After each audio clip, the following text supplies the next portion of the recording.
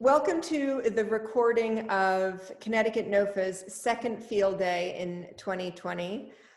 We are focusing these field days on tillage reduction for the next couple of years. And our goal is to create an evening that will both inspire and challenge many of us as organic farmers and gardeners to work towards tillage reduction as a means of increased soil health. In the time since our first field day in May with Yoko and Alex at Osawaga Farm, tillage reduction has become more and more popular. In fact, I was remarking that there is now a new documentary, Kiss the Ground, that makes tillage reduction mainstream. You can download it from Netflix, and I encourage you to do so. But it really does speak to how central this work is to the future of agriculture.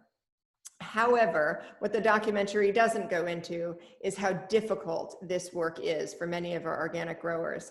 And tonight, we are so grateful to have with us our farmers who are part of the NRCS CIG Conservation Innovation Grant. Creates a community of practice around farmers who are trying to innovate and do no-till organics. You will hear from Yoko and at Osawaga Farm and Alex. You will hear from Roger Phillips at Sub-Edge Farm. But our main focus tonight is Steve Munno from Massaro Farm in Woodbridge. So Monique, I will hand it over to you and you can share with us their updates. All right, sounds great. Can everyone hear me okay? All right, we have several segments and we're going to start right away with Emily Cole. Emily Cole leads American Farmland Trust Climate and Agriculture Program in New England, and she's actually joining us with a recorded Zoom presentation. We're going to play you an 8-minute video that shows a really cool demonstration with a rain simulator and the effect tillage has on rain events. So I'm going to share my screen and we're going to hear from Emily. Hi, ladies and gentlemen, thank you for being here today. I wish I could be there with you, but we're all virtual and I am virtually virtual as this is pre-recorded. But my name is Emily Cole and I am the Climate and Agriculture Program Manager for American Farmland Trust here in New England. I work out of their Northampton office, or our Northampton, Massachusetts office, but I'm actually a Connecticut resident. I live up here in Simsbury, so wish I could be there for you, but I am going to take you down a little bit of the science background as to why no-till is great and what it can do for soil health and soil resilience. So I am going to share my video. So in today's day and age, we're seeing a lot of disturbance in our normal growing patterns, in our normal seasonal warm-ups and cool downs, in precipitation, and also in disease and pest issues. Unfortunately, that is due to the inability all around to adapt to climate change in a rapid manner. It is not how plants work. It's not how people work. And so what we can do instead of trying to adapt on a timescale that's infeasible is we can think about what processes and what types of practices can we put into place now to actually better prepare us to be more resilient and then eventually start to be able to actually mitigate the impacts of climate change. Okay, what we're going to have here on this next slide is what's called a rainfall simulator or rainfall simulation, and you're actually going to be able to see the impacts that water can have on 4 different soil types that have been very recently tilled, sort of mid-range tilled, and all the way to something that has never been tilled. And you'll get to see a real clear picture visually of what happens here with water in these 4 different situations. And so what you can see right here is a setup where there were 4 bins, and the first bin had this sample of soil from a field that was tilled 2 weeks ago. The next bin had something that had soil that was tilled 10 months ago, and it did have some cover crops on it. Then the third one is tilled 22 months ago, so almost a full two years, but then also with residue and cover crop. And then lastly, we have the never tilled hedgerow at the edge of the field, which has been in perennial vegetation for the whole time. And so these samples of these 4 different fields have been basically sliced out with some shovels and put into these pans. And what you can see here is that they are pouring water slowly in the top clear container, and that container has a bunch of small holes drilled into it to then simulate the drip of rainwater onto the surface of these 4 demonstration soils. And what we're looking for is to see what's the difference in the water that actually is going through the soil down what would typically be groundwater, what is running over the surface of the soil, which will come out into those 4 front clear containers that you can see, and what is staying held within the soil. And we'll actually be able to see the difference of this pretty clearly in just a minute. And so as they get towards the end of their cups of water, you're going to begin to see the runoff of the 4 soils into these front pans. And so the first and the second certainly have a much steadier stream of water coming off of those. And just as a reminder, that's the one that was tilled very recently with nothing on it. And then the one that was tilled 10 months ago is the second one. And you can see right away the difference in the quality of the water coming off the surface as compared to the last 2. And the last 2, it's the third one is the 22-month ago tillage, and then the last one with that green lush plant matter is the hedgerow. And so what you can see here, in terms of the numbers, it's pretty clear that the sample that was very recently tilled had 240 milliliters of water run off the surface, and it was very brown in terms of the color. Then the 10-month ago had about 2/3 of that amount of water run off. The sample that was tilled almost 2 years ago had very little, 1/10 of the amount of water run off the surface. And then the one that was never tilled had almost nothing. And so looking at surface water, what we see here is protection from surface water erosion in the 2 samples that had not been tilled and the one that had been tilled almost 2 years ago. Not only is that water going somewhere else, but that is soil that is staying put, that you're not losing. The water that infiltrated, so that's the water that actually goes down through those soils and would actually collect in a bottom pan. So that would be like the groundwater recharge. You could see that there are some differences, not as significant as the other. And the one that was tilled 10 months ago actually had a little more actually move through it. When we look at the tilled 2 years ago and the never tilled for that, we see almost 3 times as much move into those. So whether you're tilled 2 weeks ago or 10 months ago, you're still seeing a sort of similar impacts on the water infiltration. But when it's been 2 years or never, you see significant improvement in how much water can move through. And then in the bottom, that water absorbed, that's how much actually stayed within the soil. And so a little bit of difference between the 2 weeks and the 10 months ago, for sure. And then we see not a whole lot of difference across those.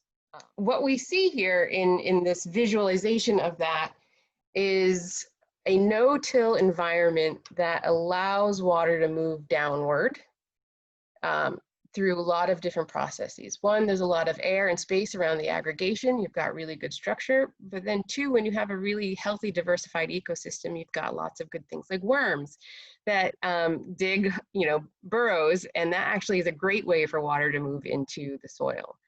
On top of that, when you have vegetation or stubble, it slows that water down, providing a greater opportunity for it actually to enter.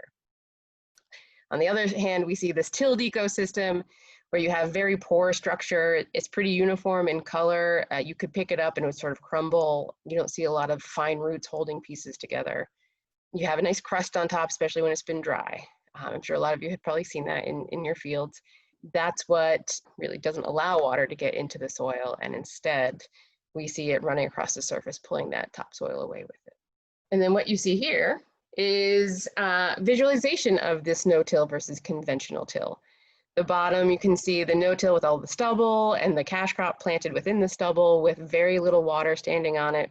But at the conventional till, you see a really soggy surface where that water cannot infiltrate.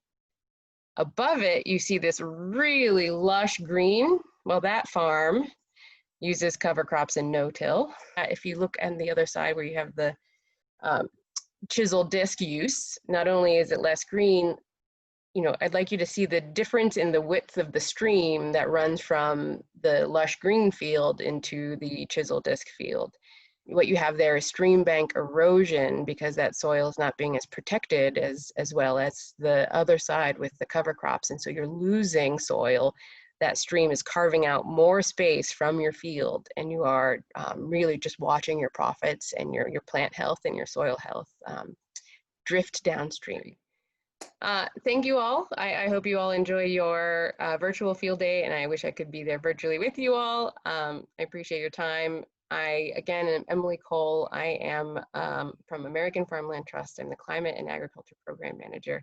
And if you have any questions, please don't hesitate to reach out. My email is ecole@farmland.org. Thank you. So thank you, Emily, even though she's not with us, she was. So I'm just going to introduce the next presentation. It's going to be Assawaga Farm, which is a 3/4 acre hand-powered, no-till certified organic farm in Putnam. And after the excellent tour that they gave, Yoko and Alex, back in May, we thought it would be nice to check in with them 4 months later and see how they're doing with the challenges of this year, including the pandemic, of course, but also drought, storms, and life in general. So here's a recording from their barn this past Sunday. Hello everyone, this is Yoko and Alex from Assawaga Farm. It is September 13th and we are giving you an update on how our season is going. Yeah, it's been a crazy year with the drought and COVID-19 and changing around marketing. It's been quite a wild ride. Yeah, so the first thing that we wanted to talk about was the drought that we've had this season. We're lucky we have irrigation. We have a well with unlimited amounts of water. The one time that we had a really difficult time with was when our power went out for 6 days following Hurricane Isaiah. We had never used our generator before, but it's a really small one, so it wasn't able to power our walk-in together with the irrigation, so we would have to choose one or the other. And so it was just a constant battle to keep our vegetables fresh, as well as keeping our vegetables outside irrigated. So I think throughout August, we definitely had less than 1 inch of rain. It was probably less than 1/2 inch of rain, honestly. So when that storm came in and knocked out our power for 6 days, we were in the midst of a heat wave. We were like 3 weeks into a drought. So that was pretty crazy. But we are completely no-till. Every bed, every inch of our farm is no-till. We have a lot of things heavily mulched. And so the drought wasn't that bad. And the heat wave wasn't that bad, but not having power and not being able to simply irrigate and keep everything cold, that was bad. That was the biggest struggle we've had, I think, this season. So one thing that we like about no-till, one thing that we feel to be true about no-till, is that if you are not pulverizing the soil and disturbing it so much, you are making it more resilient to things like a drought. So this year, the fact that we are no-till, we have been no-till for a few years now, we have relatively high organic matter, we use a lot of mulch, we have strong microbiology, a great fungal population. I think that all of those factors kind of under the umbrella of no-till practices really helped us to weather the drought more so than maybe a conventional farm does, or somebody who is just transitioning into no-till. Yeah, that's something very, very positive about no-till and water usage. in previous years, we didn't mulch our beds. So this year we've been, that was one of our big focuses, to mulch every single bed. Even if it has something growing in it, we would mulch it. So I think that certainly helped keep the moisture in. Yeah, we don't want to see bare soil ever on our farm. Yeah, so that was. So I think that really saved us during that. Yeah.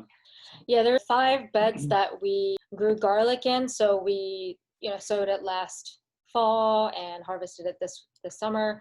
And those beds are really heavily mulched. Just recently, maybe a few weeks ago, we flipped it into, fall spinach and lettuce. And what we had to do was we removed the mulch and then amended the beds and broad forked it, and then like put the mulch back on and then transplanted into the mulch.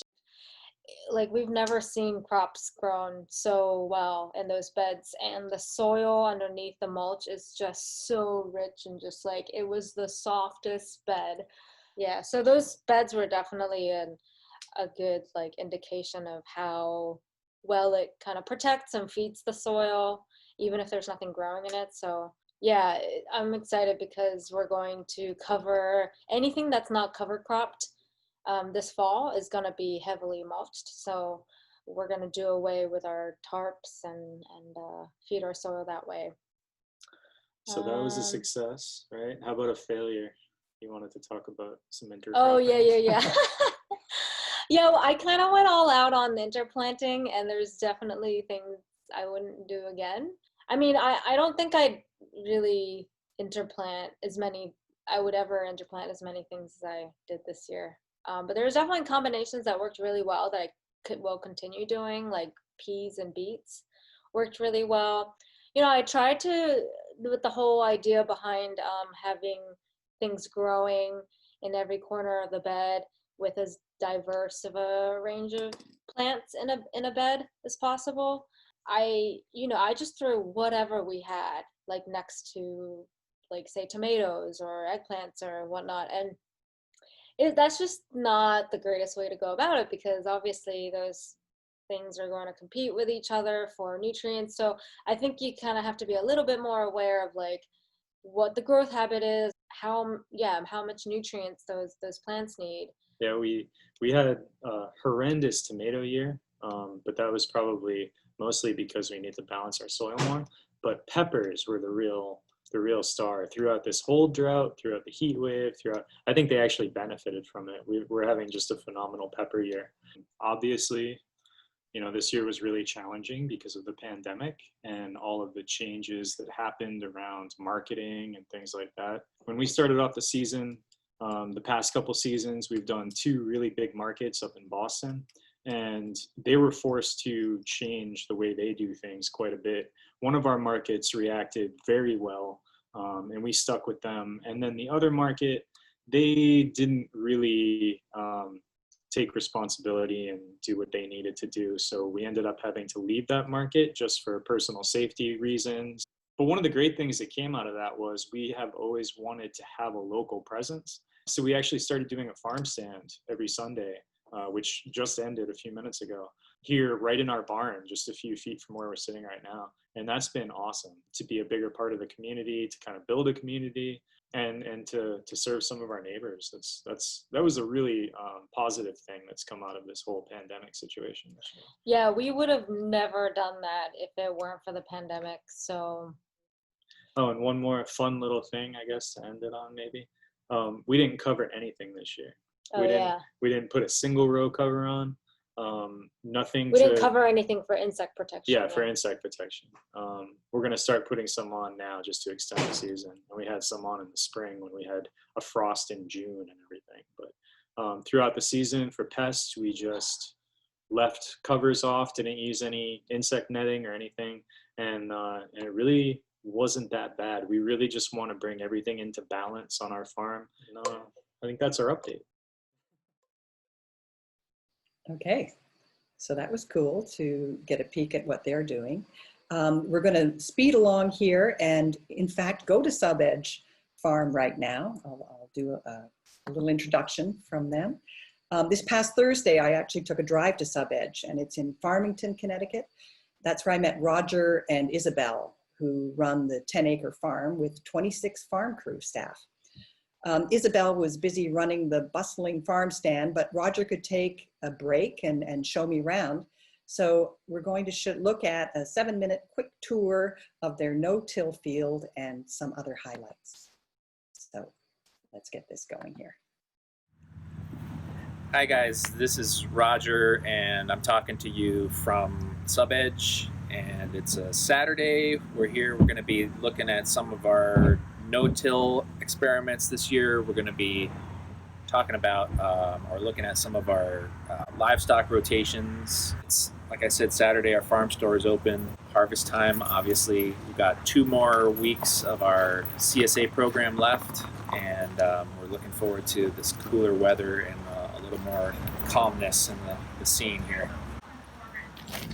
So we're standing in front of the no-till seeder. We're using that this morning. What we're doing right now is we were a little bit worried about our hay supply for our beef cows for the winter. Our second cutting of hay was almost nothing because of the drought. So we had the idea of what if we did like a whole bunch of winter forage or spring forage for those guys to, get whatever we can. So we made a mix of triticale and winter wheat, some forage peas, and we have some daikon radishes in there. The plan is, if it grows enough in time for this fall or in the spring, we're going to let our herd out into there and let them graze it. So that's what we were doing with this guy today. So this was our experiment with no-till tomatoes this season. 250-foot beds that we did in a no-till method this summer. So we had winter rye planted here in the fall of 2019. We crimped it in the summer, and then once we had a good kill, we planted the tomatoes. So we learned a few things. It was very difficult to actually punch holes into the soil through the straw. So we had to do all that by hand. We wanted to use a water wheel transplanter, but it wasn't strong enough to punch through. And the timing wasn't exactly perfect either. So this was a little bit of a late planting of tomatoes. So obviously you see, we have been starting to pick some of the red ones, but they're not all ripe at this point. But otherwise, this was an extremely healthy field of tomatoes. We had almost no disease in these 2 beds. You can see there are some weeds definitely coming up through the straw, but otherwise it was kind of a low maintenance, no maintenance kind of thing, other than the planting, and we did do staking of these. All right, so we're just taking a pit stop to say hi to the cows. Our herd is 23 in number right now. We're a couple mixed breeds, Highlanders, and we have a belted Galloway bull. So you'll see some kind of Highlander looking girls with the stripe, and we have some purebred Belties as well. Hey folks, Monique interjecting here. The audio on this portion is wind blown. So I just want to reiterate what Roger is talking about here. Here's what he said. We're doing some work on overseeding. We used the no-till seeder on this. About a week and a half ago, we put in some new grass and clover seed on their hayfield. Basically got a truckload of minerals from Fertrell, mineral mix, calcium, and fertilizer. And so we've been fertilizing our hayfields, which we've actually never done before. We've never taken the time to invest in that because it's kind of hay has always been a secondary thing, but this year we had 10 calves born, and our herd is getting a little larger, and we're trying to take that a little more seriously as not just kind of a side enterprise, but as we expand, we want to increase the quality of the beef and the quality of the forage and the grass that they're grazing on to create a better product. All right, so next pit stop, we're taking to our sunflower field. We love to grow sunflowers. People are absolutely bonkers about them. They drive by, they stop, they take pictures. We do sell some of them as cut flowers, but the main reason we grow them is for an oil product. So we combine them, we dry them, and we take them to a screw press, and we press them into oil, and we sell it as a fresh product. So we are dealing with the drought situation like everybody else is. We lost most of our fall brassicas. We're up here where we are. We didn't have enough water to irrigate them properly. It was our own fault for just not being prepared and not having the infrastructure set up. The sunflowers is another good example. They're only this tall, and I just think assume that's from the drought. They just didn't grow very, very tall. One thing I will say is our no-till tomatoes, we didn't irrigate at all. We had drip tape set up on them, and we just didn't feel like we needed to, and they did just great. So thanks everybody for tuning in virtually here with us at SubEdge today. Just glad to take a few minutes to show you guys around. I think it's been a crazy year for us and crazy year for everybody in all different kinds of fields. And I just want to say a quick thanks to our farm crew, who is an incredibly awesome group of people and have worked extra hard this year to make sure everything's growing well. I know this is all about soil health, so I just wanted to give a little plug to the Real Organic Project, which we became a Real Organic Project certified farm this year. So to me, it's like organic what it used to mean. So it's soil based. So we care about the soil first and foremost. So check that out if you can and learn a little more about it. We are trying to think always, we're always have to make a living. So we're always balancing that with forward thinking and improving the soil. So whenever we can, try to think about long-term planning and cover cropping and doing any of those kind of things to build soil structure and better tilth and better soil life. We're trying as hard as we can to do that. So anyway, thanks again. It was good to be here. Okay, so there you have it. Some wonderful tours around the state of Connecticut, seeing what these excellent farmers are up to. And now I would like to introduce Steve, who's joined us again. And it's the main event, the virtual tour of Massaro Farm, presented by Steve Muno, who joined us live today from the farm, his farm in Woodbridge, Connecticut. So Steve is the farm manager at Massaro Community Farm. He's been farming at Massaro since 2009 and is responsible for reviving the land and bringing the fields back into production. So thank you for joining us, Steve. I'm going to share my screen here and get some photos up, some of which Monique took, I think it was just a week ago now, so we can do a little bit of a virtual tour. So we'll talk a bit about how we've dealt with things this year with COVID, with drought, with storms, and we'll talk a bit about cover crops and no-till and how we're doing those things and working with those things here. So just to start, I'd like to give an overview of who we are and what we're doing. We are a certified organic and nonprofit farm. So I live here and manage the farm and have I moved here in 2009. 2010 was our first year of production. The Massaro family had been they were Italian immigrants who had a dairy farm here for a couple generations, and then this property got put into a conservation easement with the town, so it is now owned by the town of Woodbridge, and they lease the farm to our organization, Massaro Community Farm. So the town doesn't get involved with the operation, but they have leased it to us. So our mission: keep farming, feed people, build community. We needed to reclaim and restore and steward this 57-acre property. And wanted to get it up and running as a vegetable farm in 2010. So we started with 4 acres, did a pioneer CSA, 125 members, and now, 10 years later, now we have over 300 CSA subscribers, which is a bit of a change from last year. We had 240, and we're going to 2 farmers markets and had a number of restaurant sales in the New Haven area. But with COVID, we ended up deciding not to go to the farmers markets, and obviously restaurants were closed, so sales have been pretty minimal, and so we expanded our CSA, and there was a lot more demand for that as well.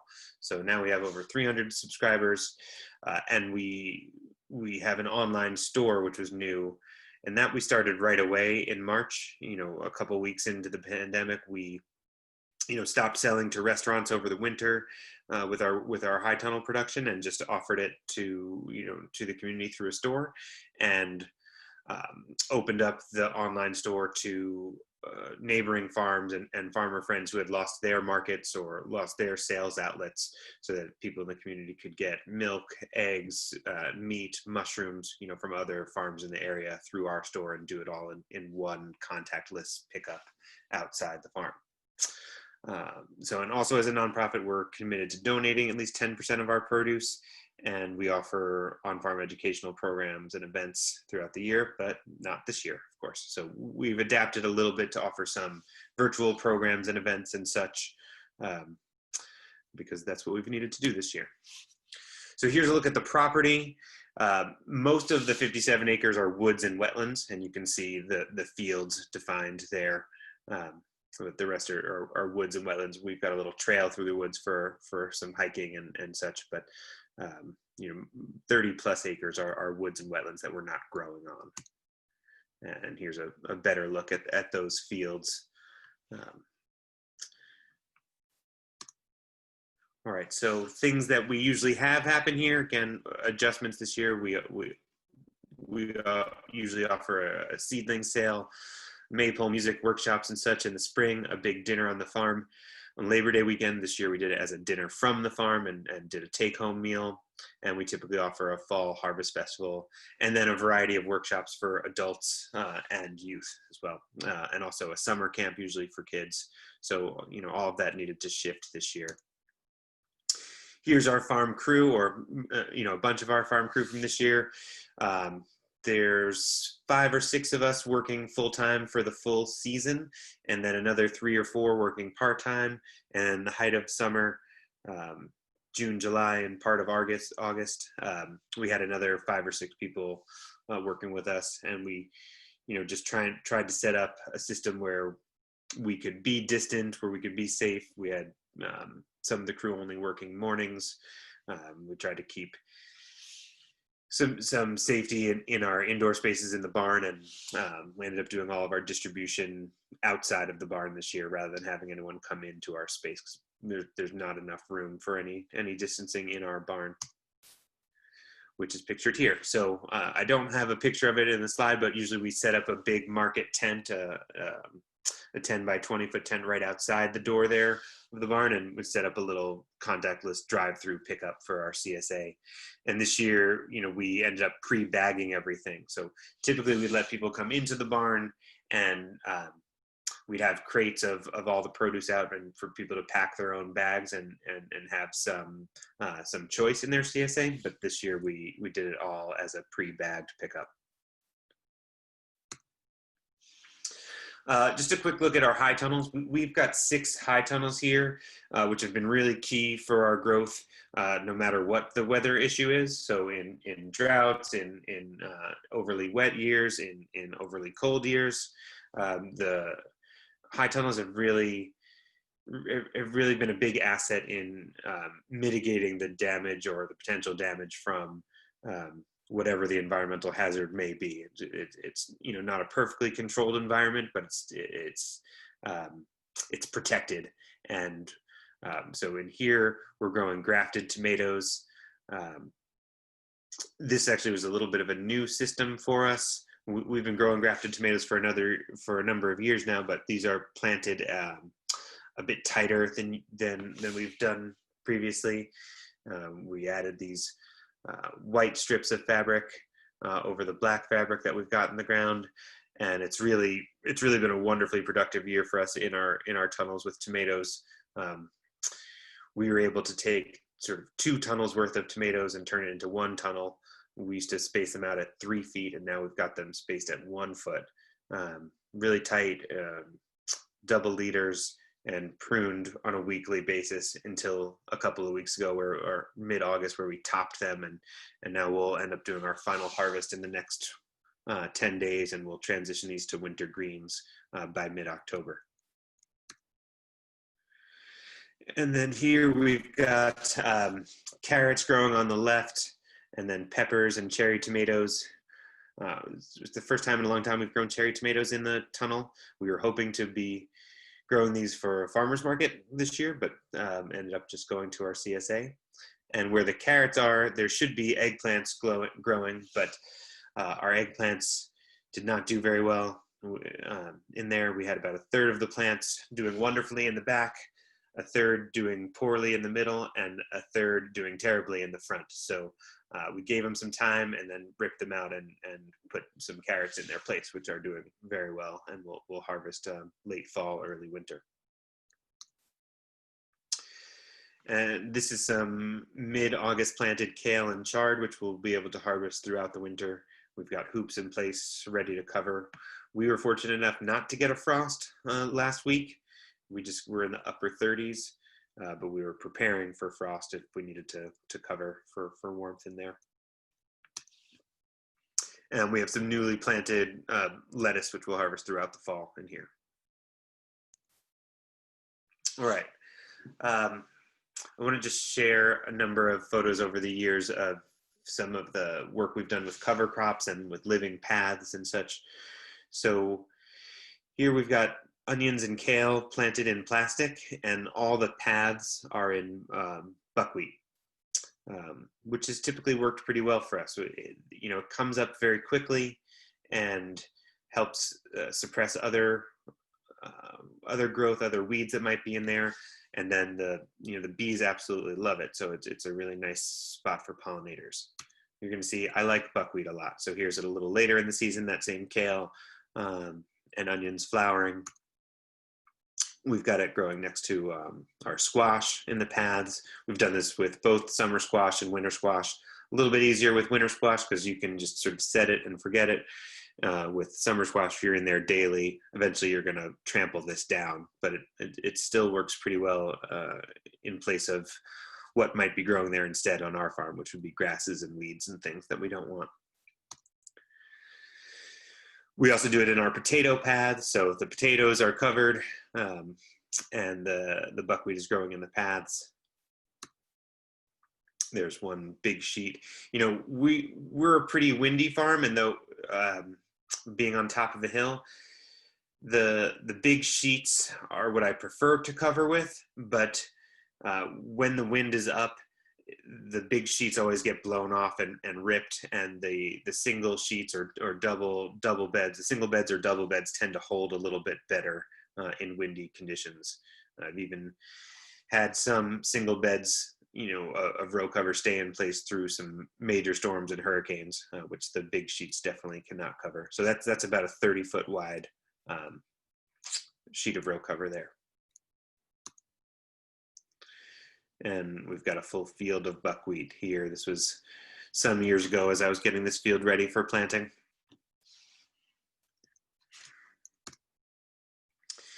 I also really like the buckwheat in fall brassicas. So once the plants are up, I don't want to overwhelm the young brassicas with it, but oversowing it and letting it grow up under the plants, and then once there's a frost, it'll just kill in place. So it's a good way to get a fall cover in a spot where you've also got a crop going. So here's a look at that full field of fall brassicas with frost-killed buckwheat.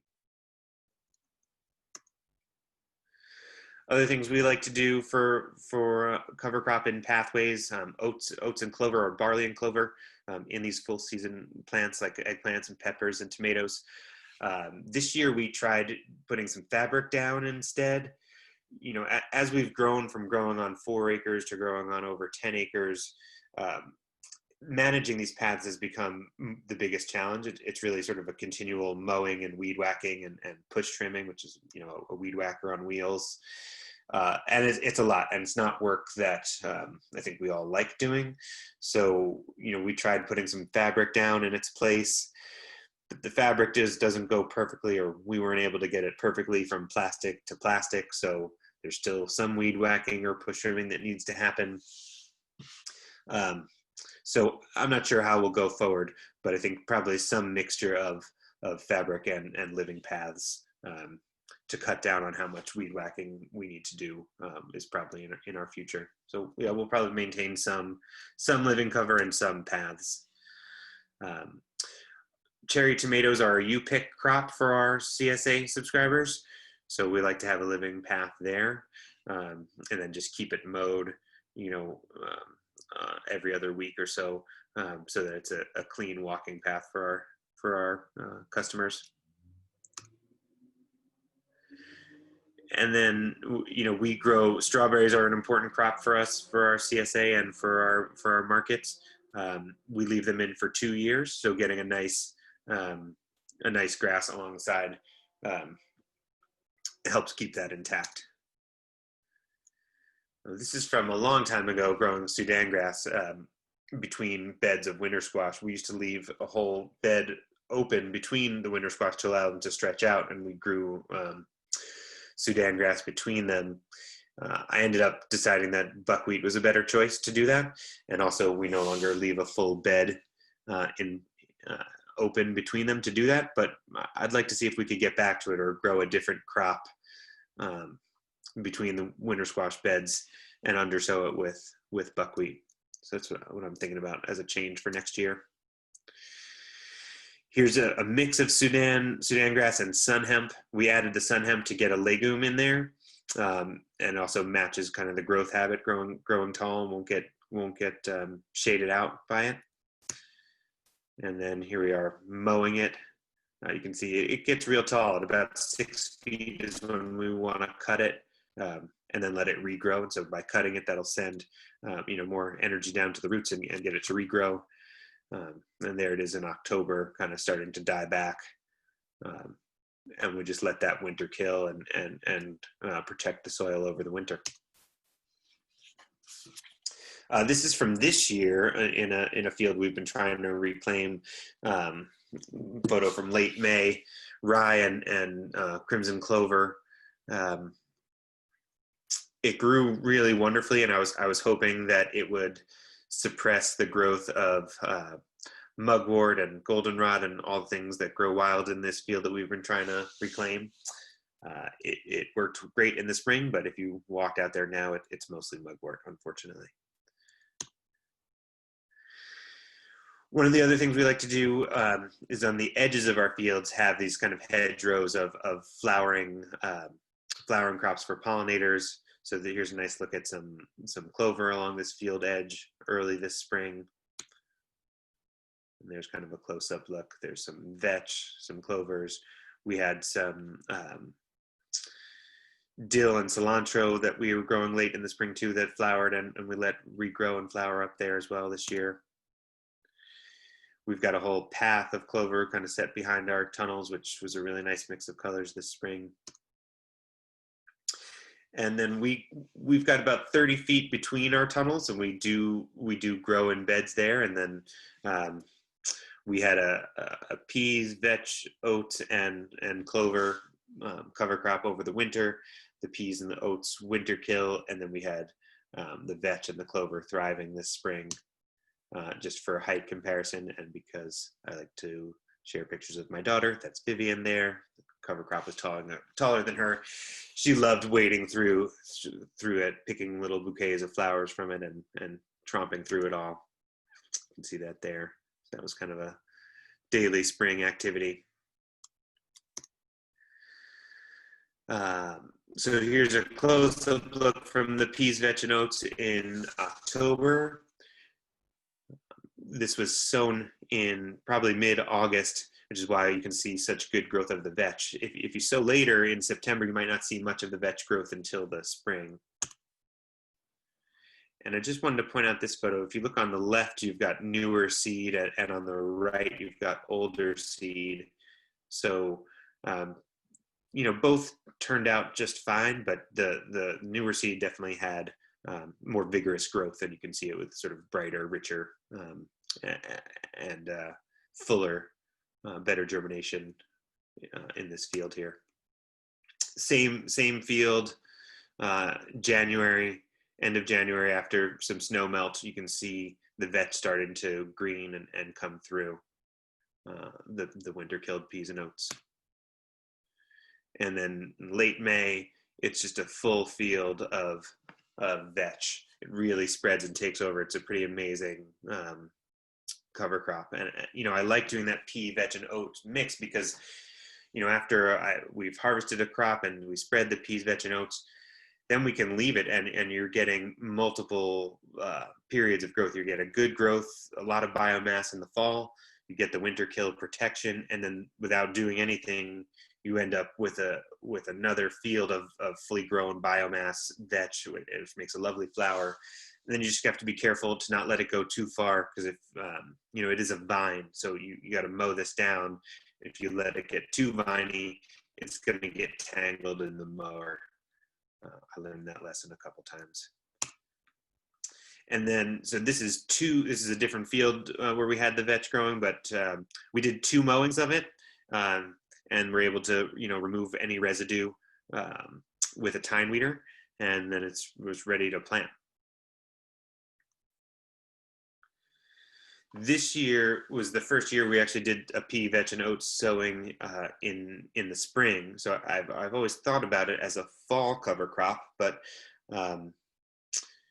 sort of tried to rethink it a little bit and sowed it in the spring, and it did wonderfully. So it was sown in early April. It wasn't too quick to germinate, so I was getting a little nervous after a few weeks. But once it got going, it came up quick, as the days were getting longer and warmer.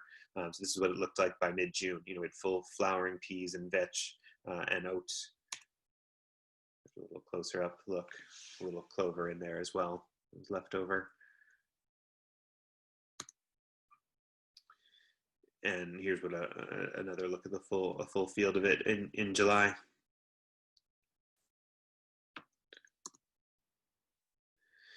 And then from earlier, this was just from last week, some buckwheat that we sowed in mid-August as soon as our onions were out of the ground. We put some buckwheat down. One of the things we try to focus on here, as soon as a crop or a bed is done, it goes immediately into cover crop, just absolutely as fast as we can. So, right now we're hustling with cover crops the way we do with our cash crops in the spring. As soon as we're able to transition something, if it can be the day of, as soon as that crop is harvested, it's, the residue is mowed, we seed the cover crop, and hopefully, we'll get that cover crop up and growing. This is a pea, vetch, and oat we sowed right after finishing a summer squash harvest this fall. Another space between our tunnels, peas, vetch, and oats growing up.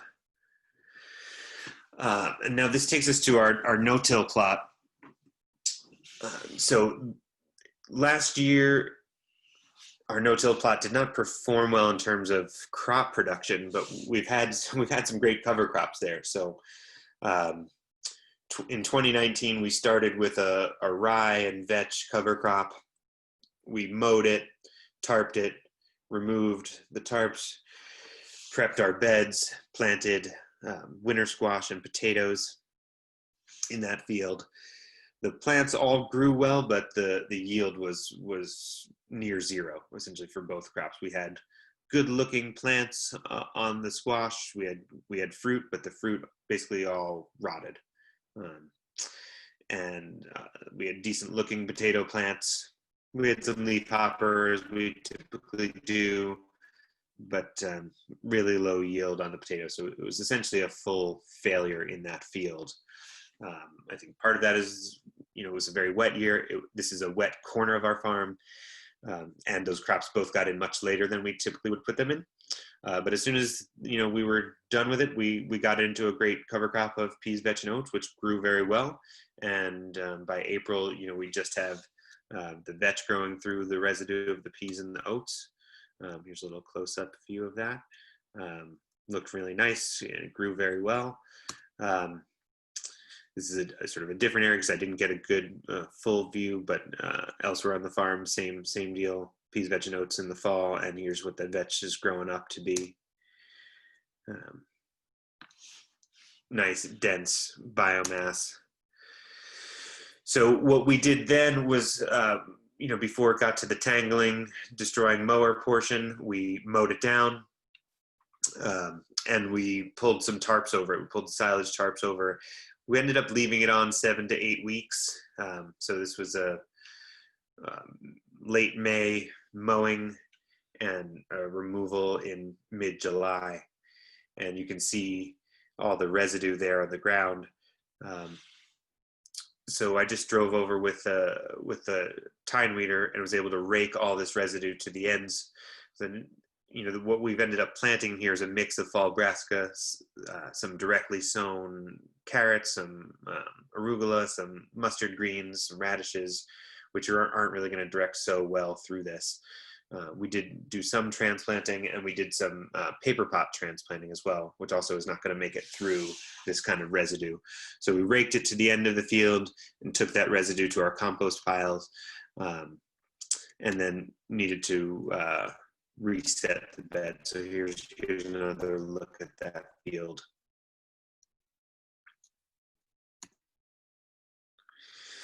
And here's what it looks like now. We've got carrots up in the foreground, and then row cover over our salad mix and newly sown radishes there in the middle of the field. I think flea beetles are the pests that we deal with most on the farm overall. So flea beetles on brassicas, flea beetles on eggplants are also a thing that usually they grow through, but flea beetles on brassicas are the thing that I'd say bother us the most. So this is sort of a preventative, keep them off of our particularly salad mix, but also maybe if we can get it on for the first bit of the radish growth, that's helpful as well, just to get them up and started. We've got overwintered onions planted in this field. We've got some beets, some lettuce, and some turnips as well. And we'll take a look at some of that. There's our row cover. Underneath going pretty well in there. We also have been dealing with drought. We haven't had to water much in this field. I've been monitoring it, but it's been 2 full weeks now since we've had any bit of rain. So I just turned on some water in there this morning, actually, to try to keep those up and going. Here's a look at paper pots. You can see these skinny beets not growing well through the paper pots. This is just our 2nd year using paper pot transplanting, and one of the great things is that it goes very quick on the planting. So I did, I planted our overwintered onions, a few thousand plants in an hour by myself. There's no way I could do that, by hand. So, typically our crew does a great job of getting all these plants in the ground quickly, and the paper pot just expedites that. But not everything has worked as well. We ran out of our 4-inch paper pots and tried beets in the 6-inch, and I don't know if it's the time of year or something that didn't go well, but these beets just simply did not work out. So here's a closer look at the beets failing. There's a handful of decent beets in this bed, but mostly they look long and skinny like this, and these are not the cylinder variety that are meant to grow like that. These are meant to be round beets. So here we are. And then, in the neighboring bed, we've got Hakurei turnips and scarlet turnips, which for the most part went exactly as they meant to grow, exactly as they're meant to grow. So you can't even see the paper pot anymore. It's a 2-inch paper pot. They're planted close together, and we've got, nice sizable turnips in there. We've also done spinach. That's been a really great thing for the fall. You might be able to see a little bit of leaf miner damage there. That's the other pest that bothers me a lot. It hasn't seemed to have been an issue with our beets and chard, but always seems to bite our spinach. And of course, there's much less tolerance for that kind of damage in the spinach. But most of the crop here is looking pretty good.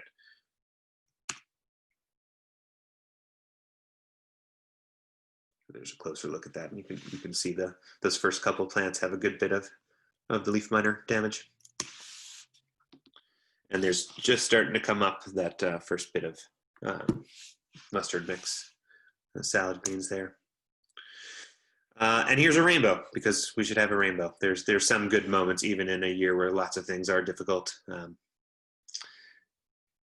So I think that's all the slides I've got. I know I went through a lot there, but happy to open it up for any kind of Q&A. That was awesome. Thank you so much, Steve. Really informative. I know that Dina and I both have questions. And in fact, we have a question in the chat. And one of them says, how do you incorporate the Sudan grass? Do you still use the silage tarps to break down all that biomass? So for the Sudan grass, and I'll say it's been a couple of years since I've been able to grow Sudan, fit that cover crop in the mix. It really wants to get sown, somewhere mid-June to mid or early July to get the best growth out of it. And the great thing about it is you do get lots of biomass, and it is also good at penetrating layers of the soil as well. So mowing it before it gets too unruly, so at about 6 feet, and then I think it's possible. I think breaking it down with a silage tarp might be necessary in the spring, but we didn't really need to. You know, we would give it a couple of mowings, and then it'll die back, you know, pretty early in the winter. And so, you know, it's a good residue in the spring, which might be able to be raked off or just planted through. But if I were eager to get something in there, I might need to use a tarp early in the spring. Got it. I was curious about that no-till field where you weren't getting production, you were getting any yields. I mean, it was basically a total failure last year, which happily for us was tolerable. Like, the potatoes and winter squash aren't hugely important crops for us. We grow a small amount to feed our CSA, like a taste of those crops. You know, it's still always sad when something doesn't work out and you've spent time in it, and it's no fun picking up rotten squash from the field. But, you know, there were a mix of things. It's always hard to identify exactly what went wrong, but I think both the lateness of planting, the wetness of the year, you know, didn't go well, but you know, the cover crop prior to that and after that were both quite robust, and this year's fall crop, except for those beets which are too skinny, are looking good. Right. I'm wondering if because that field tends to be wet, the brassicas are doing better. For example, Roger, with his brassicas, that was the big problem, that there wasn't enough moisture with this drought year. So it's kind of telling that maybe brassicas you want to put in a field that tends to be wet. Like that moisture, and it's a good spot for them. That, you know, our no-till plot is in kind of a shady corner of the farm too, so it's not a great spot for a heat-loving crop, you know, or a crop that wants more sun. It's you know, it's in a corner that has woods on the south and the east to it, so it gets, you know, early morning shade and then sun late in the day, which for brassicas is going to be fine.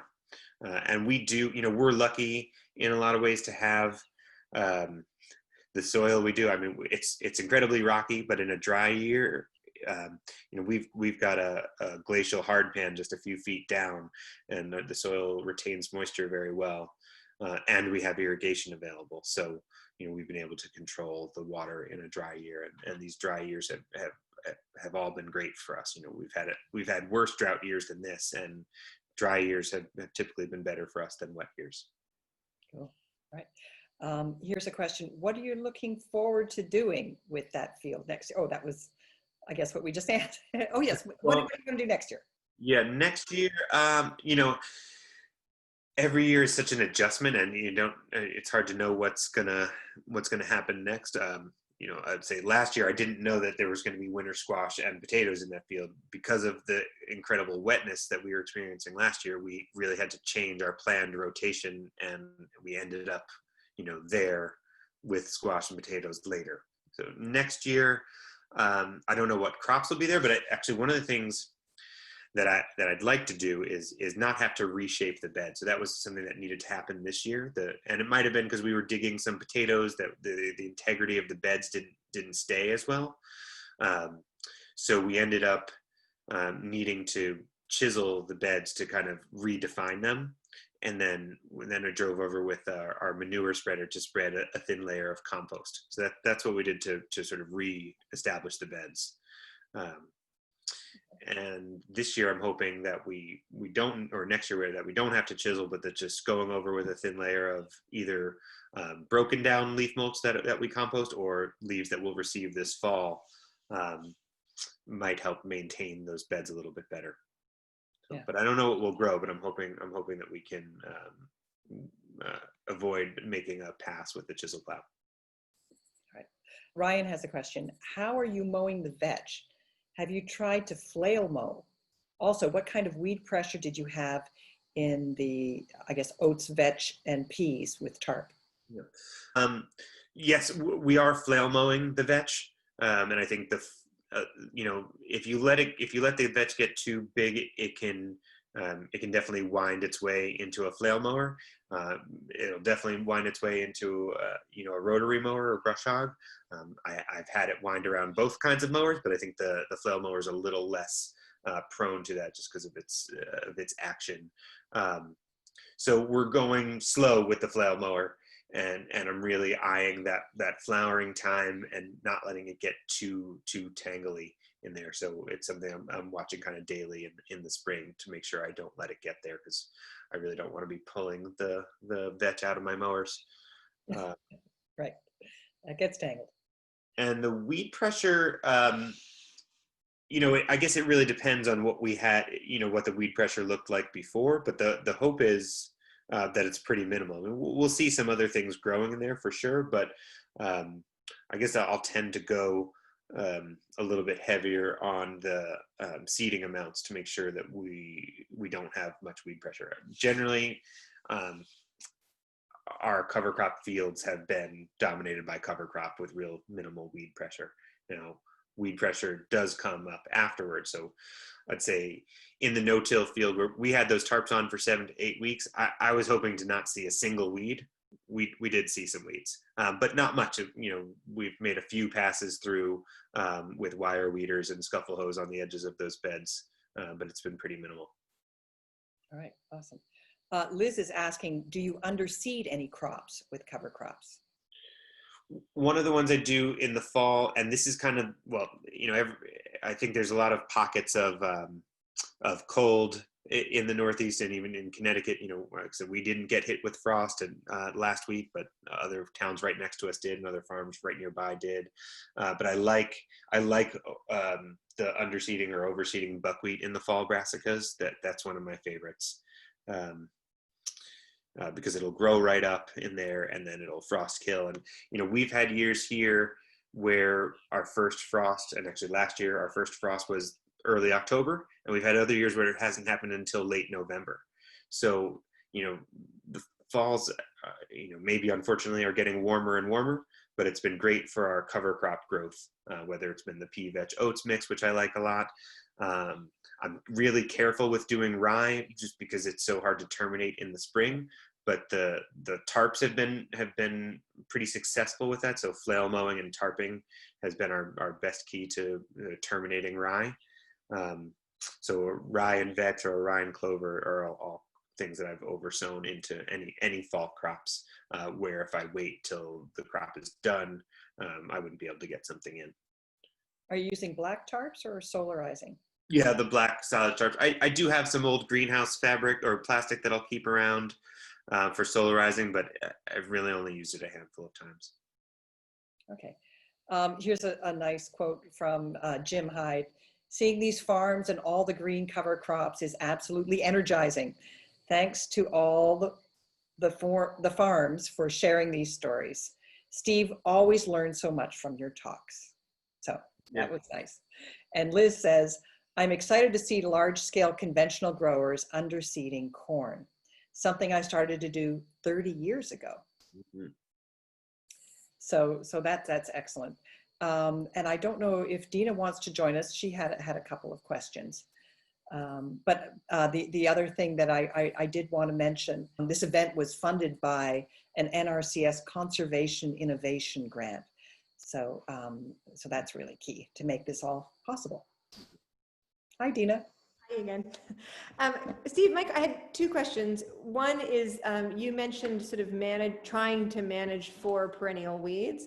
One of my fears in transitioning to no-till is really around mugwort and some of those nastier things. Have you had any luck with that Sudan grass, et cetera? You were saying you were concerned about mugwort management there. Was it successful? You know, I was hopeful this spring because, you know, I spent time in a field that we're working to reclaim last year, doing way too much tillage, like a lot of disking, repetitive disking to try to cultivate out a lot of the weeds in this field, and then got a really beautiful stand of rye and clover, which looked great in the fall and great in the spring. And just as that died back, you know, it's not a field we're actively growing on, so I wasn't in there, but just, I mean, there's just been decades of mugwort seed there, so it will not be denied. So I'm not sure. I think, you know, there's one plot and nearby where we planted a little pollinator strip last year, you know, where we had fabric on for much of the year and then pulled it off and planted. I think that might end up being the best way, is really sort of mowing and then trying to put something else there and mowing that down and then tarping it for a while. But we're doing that on a tarp basis. We've got one plot, 30 by 100 plot, where we currently have fall carrots, you know, that we just did some removal of, you know, the mugwort, the nutsedge, even some, you know, Canadian thistle in there. It didn't take much to remove the weeds, but we're gonna have to stay on it. So one year of tarping wasn't enough for the weed bank in that little area. Yeah. One other question I had, and forgive me if I'm jumping the line here in the chat, but the other question I had is about equipment. So for someone like me who is sort of a similar sized farm transitioning, or, you know, sticking my toe in the water of tillage reduction, what would you say are the most essential sort of first pieces of equipment?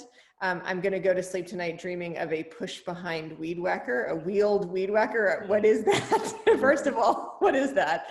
And second of all, are there other central pieces of equipment that you would say every farmer should have in their wheelhouse before they try to stop tilling? At scale. Yeah, so at this scale, I mean, the flail mower, you know, was one of my first purchases on the farm, and I like that for the best breakdown of your cover crop residue. And though I started with a Vicon spin spreader for the tractor, I now have a drop spreader, which I'm using for both seed and soil amendments and such. And that's just more, it's more precise. I mean, I did it actually more for the soil amendments than for the cover crop. The cover crop is kind of nice to fling about, but the drop spreader is just more precise, and I have fewer pockets of areas where there's no seed. So now I know I'm getting seed exactly where I want it and amendment exactly where I want it, you know, right behind the tractor as I go. Whereas the spin spreader was, you know, flinging it, you know, 20 feet in either direction, and sometimes, you know, you have spots that you're not hitting. So I was pretty happy to transition to the drop spreader for the cover crop seed. You know, I still sometimes use the over the shoulder bag as well for spreading small spots like between the tunnels and such. I'm not hopping on the tractor for every bit of cover crop sowing, but for the larger spots, you know, I mean, if you're doing a lot of acreage, the spin spreader is probably the right tool, but the drop spreader has been great for this acreage. And then new to us, we've only had it for a couple of years now, the manure spreader, which we're using to spread compost and leaves, has been pretty key, I think. And I think it's going to help with the no-till, but just being able to drop leaves on it. So we collect leaves from local landscapers, or they use us as a resource to drop off leaves. And then, you know, we've been using that for years to mulch our garlic. So we do, you know, our garlic, we would just drag it over with tarps. We would sort of pull it over our beds and then pull the tarp out and leave the leaves there. But now we can load it into a spreader and drop it over the beds. And I want to do that with more of our beds, you know, in a similar way that Yoko and Alex were talking about, you know, mulching more of those spaces, not leaving anything covered, or uncovered or bare. So in places where maybe we can't get a good cover crop going, we can protect it with mulch. And so I've used that the manure spreader, you know, never for manure. I've used it for compost. I've used it for leaves, and I've even used it with wood chips. So we get a lot of, you know, tree work in the area, and they need to dump wood chips, and I've used that for some areas as well. Awesome, thank you. So I see that we're out of time. Steve, thank you. Again, these presentations are so inspiring. Thank you to Monique. Monique worked very hard and has been tirelessly converting herself from soil technician to videographer to farm visitor. And I'm so grateful to Monique and Caro and all the farmers who were able to participate this evening. Do stay in touch with NOFA, obviously, to find out about more events this fall and winter. We will remain virtual for the foreseeable future, but again, I'm so grateful to see you all here with us this evening. So thank you all and have a wonderful night. We will be in touch.